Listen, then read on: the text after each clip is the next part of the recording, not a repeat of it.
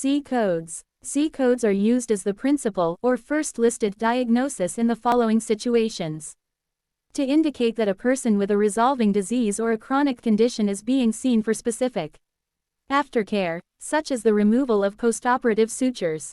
To indicate that the patient is being seen for the sole purpose of special therapy, such as radiotherapy or chemotherapy. To indicate that a person not currently ill is encountering the health service for a specific reason, such as to act as an organ donor, to receive prophylactic care, or to receive counseling. To indicate the birth status of newborns. C codes are assigned as additional diagnosis codes in the following situations. To indicate that a patient has a history, a health status, or another problem that is not in itself an illness or injury but may influence patient care. The reason for the encounter, e.g., screening or counseling, should be sequenced first, and any appropriate personal and/or family history codes should be assigned as additional diagnoses.